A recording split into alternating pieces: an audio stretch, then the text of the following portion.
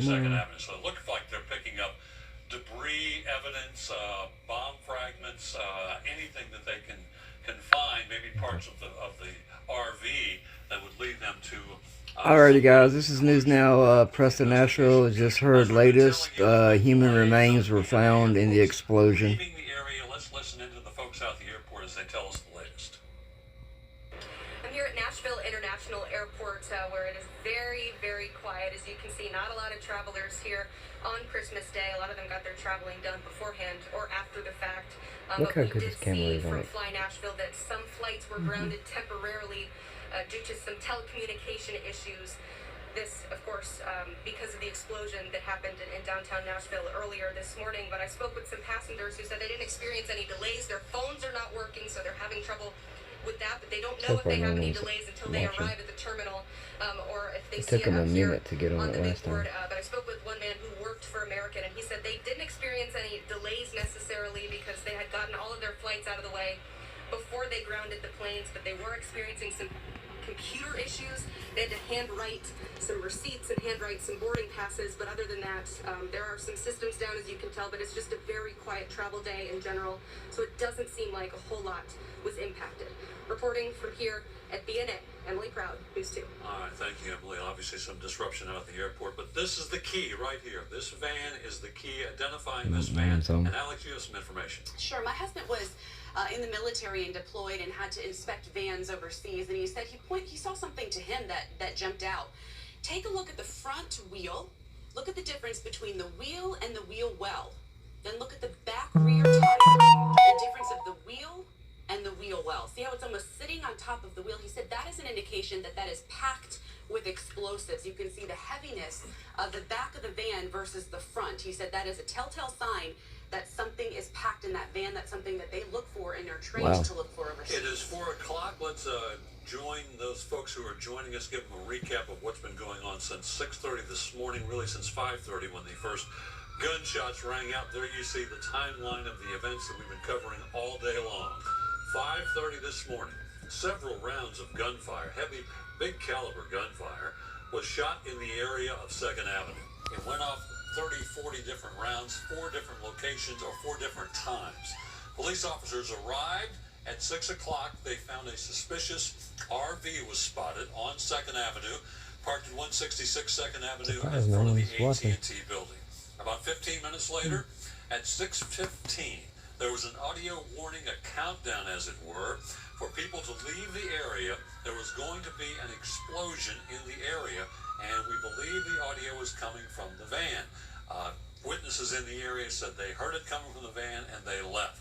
6:15 at the exact same time that warning was coming down, Metro police officers moved forward, began to clear buildings, took it very seriously, saved who knows how many lives as they evacuated folks from the area. 15 minutes later, the RV exploded in massive form, and you've seen the pictures of the explosion and the plume. It was a massive, massive blast. And I am hearing from a friend here that has a contact at AT&T. That's a main point of presence for this region. That AT&T building is incredibly important, and we are seeing the effects already, not only personally with home devices as far as internet, email, phone, and service, but also affecting the airlines. We heard it from Emily there, the FAA halting flights to BNA because of the telecom issue. So there is some broad and long-lasting effects that we wonder how long will this linger. We know that communication in this country is so needed just on a day-to-day basis for our regular operations. And we're still trying to see the depth and breadth of this outage. We know that it goes into Kentucky. We know that it's scattered throughout Tennessee. It could be bigger because as the day has progressed, folks have emailed us, they have called us telling us that they have lost their AT&T service, their internet service, their phone service. 911 facilities are all down at police stations throughout the area. Emergency lines and regular phone lines are down. And so a lot of these areas are trying to figure out ways for folks to contact them outside of their service that is down right now. And Josh Breslow has been here all day for us, was in the building when this explosion happened. Thank you for still being here, Josh, your hard work. What do you have for us now?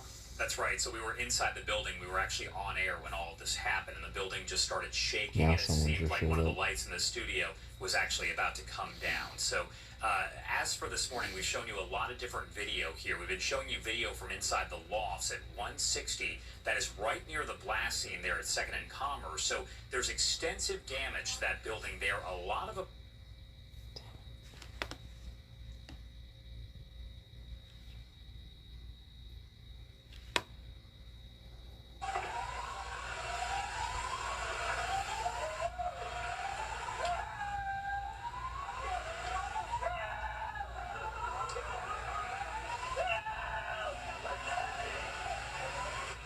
So in that video, you can actually hear people screaming for help. McCoy is trying to get them help while also recording there to show the aftermath of that situation. Again, this is at the lofts at 160, one of those buildings, the apartment buildings that's over there right near the blast scene at 2nd and Commerce. ABC News actually just spoke with Buck a short time ago. He had this to say about how all of this played out this morning. Around 5:30 in the morning, I heard some gunshots outside, so I got out of bed. I went out and took a look out the windows, and I didn't see anything out of order, because we've had gunshots before downtown. So just take a peek out there, and then I got back into bed in the back part of my apartment and heard more gunshots. But this time I didn't get up. I just stayed in bed. And then within about 10 minutes, there was just the hugest explosion that blew everything all over the entire apartment. All the windows came in from the living room into the bedroom. The front door became unhinged and was blown up and was half creaked open. Water started coming down on top of me. There was glass everywhere from the windows. There wasn't really any part of the apartment that wasn't damaged or pushed or moved or affected by the explosion. Hard to believe, a very scary situation there. That video showing the aftermath of everything that went on, the lofts at 160. That video shot by Buck McCoy. We're actually getting a lot of other video into the newsroom now, so we're going to put some of that together and, of course, post it here online, but also bring it to you on air as well. Guys? All right, thanks, Josh. We'll continue to update the outages as we get more information. Trousdale County's 911 service, it is now out. So as we continue to tell you, these outages are growing. More and more sheriff's offices and emergency responders offices are out of internet service, and you cannot get through with them.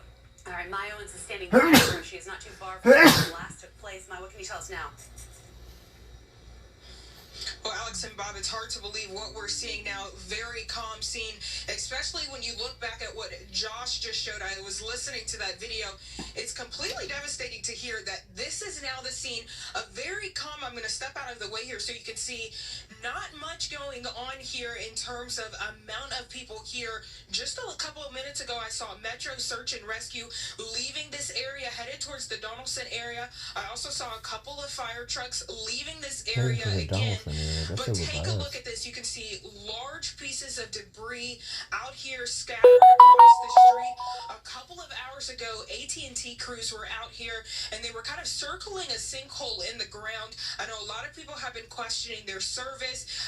Valencia, we're having coverage over at the airport, just trying to figure out what is happening with that coverage. We could see them putting kind of a pipe of some sort into that sinkhole, pulling it back out, pulling it back in, just looking and looking around, circling the area. It seems like they're trying to get service back on track here. You can see investigators here just searching through this area, combing through the debris that's left here. A couple of minutes ago, also, if you see on the right side of the street here off of Commerce and 2nd Avenue, there's a white car, and they were circling it, looking underneath it. So it seems like they're still trying to look for clues as to what might have set off this explosion. Again, just looking back at the video that Josh showed us earlier and looking at this now, it's hard to believe that this is still the same scene and this is what's left. I think the next question is, what's next? What are the next steps? What's going to happen to these businesses that are alongside the road here that are just completely damaged? Are they going to be salvageable at this point? I think that's what crews are looking for at this moment. They're going through, they're assessing the damage. Earlier today when we were out here, crews were checking the pipelines, the gas lines, trying to make sure that this area was good to go for investigators to comb through and piece together what exactly happened. The RV, this is kind of the heart of the epicenter of what happened. They've been circling it, trying to get as much information as they can from the evidence that they see right in front of them. Bob, Alex. Thanks, Mai. Those investigators are working hard. They continue to work hard. Let's take our Nissan Stadium camera. This is shooting across the Cumberland River towards Nashville, shooting west. This is that parking lot we showed you earlier where investigators have gathered. You can see they're looking at the ground. They're picking up debris. They're looking for any kind of clues, pieces of the bomb, pieces of the van, pieces of the RV itself, anything that might help them determine what happened. But these, you can see our ATF and FBI investigators are carrying boxes. They've got something that they are taking with them that will be analyzed a little bit later. This is part of the painstaking investigation that's going to take time as they literally walk the streets and go inch by inch looking for anything that might be a clue, might lead them to who did this act. And we assumed that this investigation would linger well into the night, if not for days. We saw them setting up lights as well, so we know that this area is important to them. To give you perspective, just a little bit to the left is where you would see that RV was parked in the damaged building. So this is clearly a key point, whether they're making it a staging area or if they have seen some debris that they have taken and collected as evidence. We'll continue to update you at 5 o'clock. We should have an update on that. But also, Valencia Wicker has been out there for us all day. She is at East Park Community Center, and there's been a lot of people that are displaced, but also it is really cold tonight. So where can they go for help? Yeah, you know what? There's all indication, rather, that the Music City certainly knows how to come together. My photographer and I were sitting here talking that, a couple hours ago we had the sunlight and we was a tad bit warm. Now the sun is going down and we don't quite have that warmth that we had before. And certainly all the people who have been displaced or were displaced earlier this morning, such information about what people needed. But they came here, they have a disaster relief unit, they have some resources for people. They need those things. This is the place for them to come. And you know what? It's not just the American Red Cross. It's also other people who live right here in the Music City. We just talked to a couple. They came here. They had food. They had Christmas dinner. They came here trying to give that food to the folks here who might need it. But unfortunately, because there are layers of precaution when it comes to COVID-19, they are unable to take food that have been prepared at other locations. So they were unable to drop off that food, but they were very willing to do so. They left their homes on Christmas Day, left their families, left their children, came here, and were Christmas dinner. Now, here's what we also know. I did speak to the organizers here at the American Red Cross. They do not know how many people to prepare for. They literally decided to do this on, spare the moment and said, you know what, we don't know who needs us, but we're going to be here just in case. So they have no plans on shutting down anytime soon. I've talked to the folks. I asked them, how long are you going to be here? And they said, you know what, we don't know. We're going to stay here as long as we think that people may need us. At this point, we have not seen anyone come in, but I think they are just kind of waiting around and hoping that if somebody needs, even just one person, even if that one person needs somewhere warm to go, some kind of resources, they can come here. Now, we've talked about outages at various locations and jurisdictions. I can tell you that this center does not have Wi-Fi, which has proven to be a bit of a challenge for them. So they don't have email, they don't have those things. So they are just in the same boat that many of us are in. They can't get text messages, they can't get calls out, but they are here. They don't have any indication of going anywhere. So if there's anyone watching this broadcast needing somewhere to go, maybe you had dinner with a friend, but now you need somewhere to go, this is the place where you can come. The American Red Cross has no plans of leaving. They'll be here throughout the night. Of course, we'll be here as well to keep you updated as if those plans change going into the night. Bob and Alex, back to you. Valencia, the generosity of Nashvillians always shines through. They're trying to bring Christmas dinner, even if they can't accept it. We've seen Twitter all kinds just lighting up with folks wishing Nashville well. We heard from Carrie Underwood.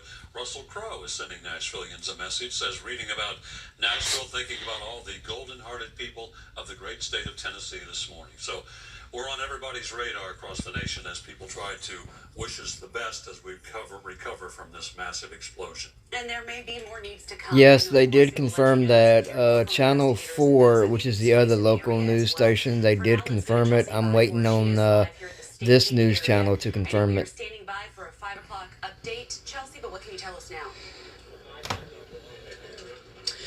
Yeah, Alex, we are. Mayor Cooper will be addressing the city in less than an hour, but we wanted to give you an update from a man who lives down the street.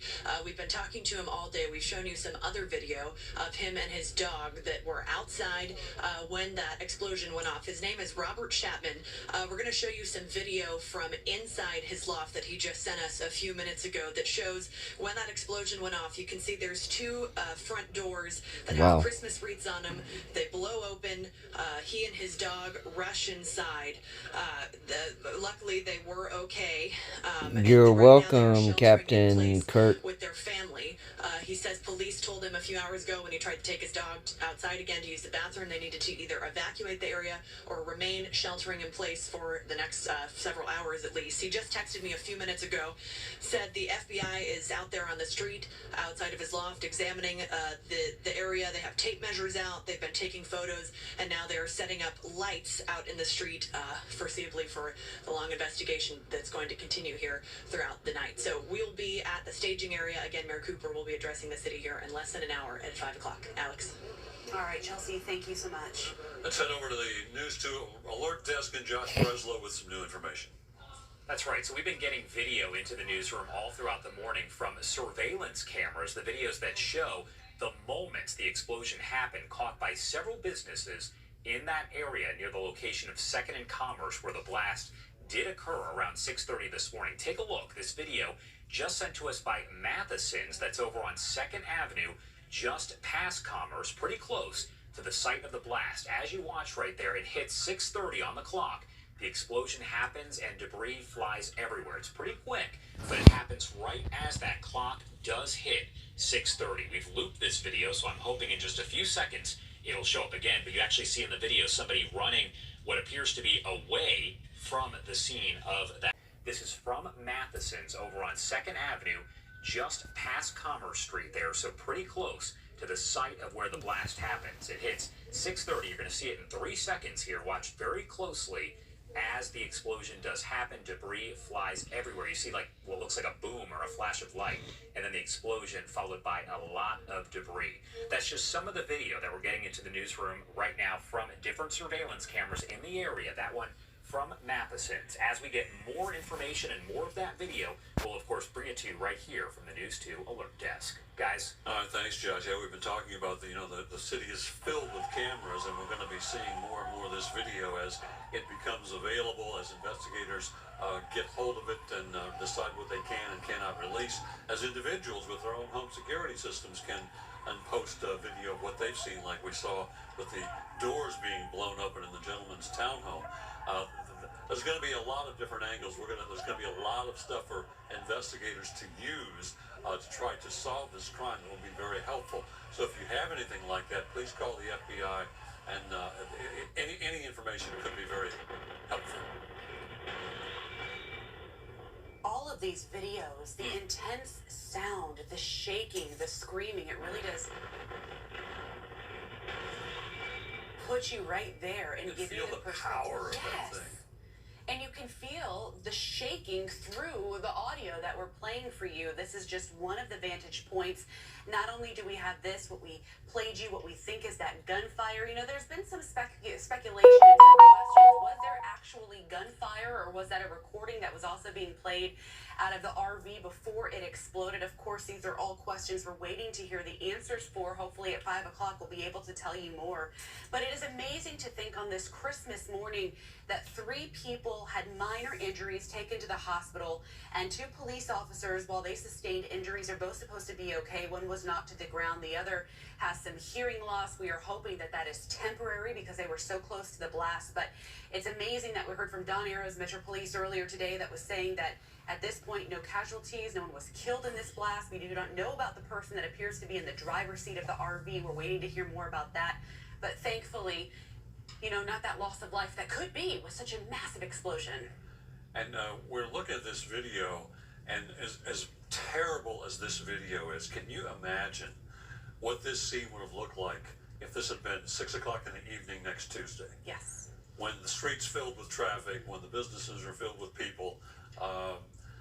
As terrible as this day was, it could have been so much worse.